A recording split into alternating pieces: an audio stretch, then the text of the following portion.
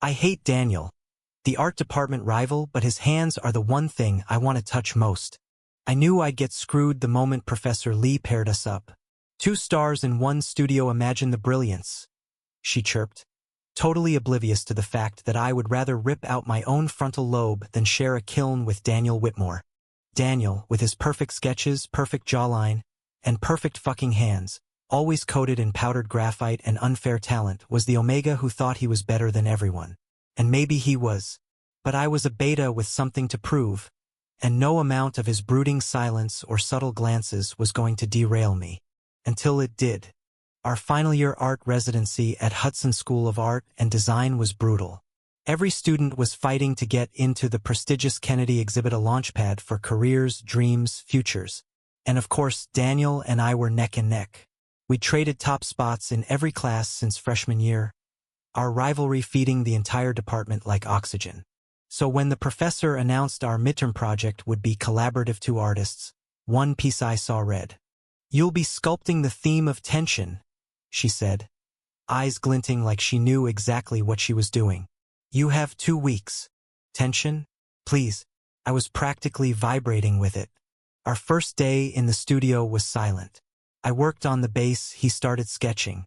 I could feel his eyes on me, measuring, mocking, or maybe just bored. I didn't care. "I'll do the hands," Daniel finally said on day 3. Of course he would. Hands were his thing, detailed, intimate, impossibly real. Mine always looked too rigid, too anatomical. His looked like they breathed. "No," I snapped. "We split the sculpt." He turned, brushing his dark curls back from his face. "Fine. You do the hands." It was a trap. I saw it the moment his lips curled. He knew I couldn't match him, but I couldn't back down. That night, I practiced for hours, modeling, referencing, sculpting my own damn hands until my fingers cramped. Still, they didn't come close to his. The next day, I showed up first. Daniel came in late, eyes tired, jaw clenched. He said nothing, just picked up his tools and worked in silence. When he wasn't looking, I stared. His hands moved like music, fluid, confident. Every motion was a choice, and I hated how much I wanted to trace them with my own. The sculpture began to take shape, 2 figures, face to face, palms pressed together in a moment of suspended touch. Tension, intimacy, restraint. It was brilliant, and it was killing me. One evening, as I was finishing the curve of a knuckle, he came up behind me, voice quiet. "You're pressing too hard." I didn't flinch. "I know what I'm doing." His hand covered mine. "No, like this." The world stopped. His touch was light, guiding, warm in a way that made my breath catch. I turned to look at him, ready to tell him off, but our faces were inches apart. His expression was unreadable, but something flickered in his eyes, something soft, like memory or longing. "Why do you hate me so much?" he asked. "Because you act like you're above everyone." He chuckled, almost bitter. "I act like that because I'm scared shitless someone will notice I'm not." And just like that, the wall cracked. We didn't talk much after that. But we worked better. We moved like clockwork. Sometimes our fingers touched by accident. Sometimes I didn't pull away. The night before the project was due, we stayed late to finish. The studio was quiet. Rain tapped the windows like a whisper. I was smoothing the final joint of the sculpture's hands when Daniel spoke. "I used to sketch you," he said. I looked up. "What?"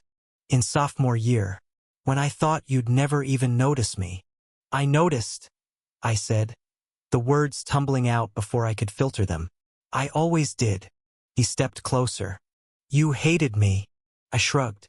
"You made it easy." Silence. Then his hand reached out, not to fix my work, but to touch me. My cheek. Soft, cautious.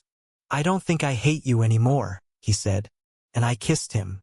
Not out of impulse. Out of something that had been building for years in the quiet moments between competition and glances and unspoken truths.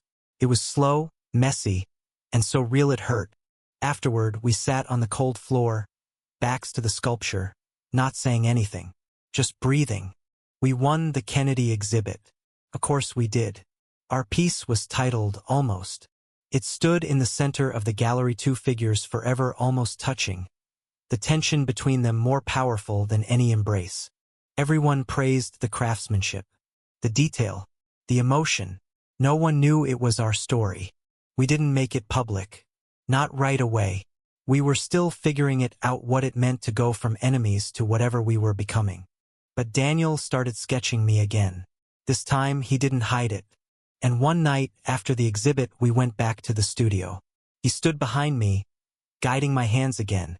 "Still pressing too hard," he whispered. "I'm nervous." He smiled. "Don't be. You already touched me once." I turned, lacing my fingers with his. And this time I didn't let go. If someone had told me I'd fall in love with the Omega I once swore to destroy, I would have laughed. But art is messy. Love even more so. And somewhere between the tension, the sculpting, and the silent Wars who found something worth holding on to. Not perfect, not clean, but real. Thank you for listening.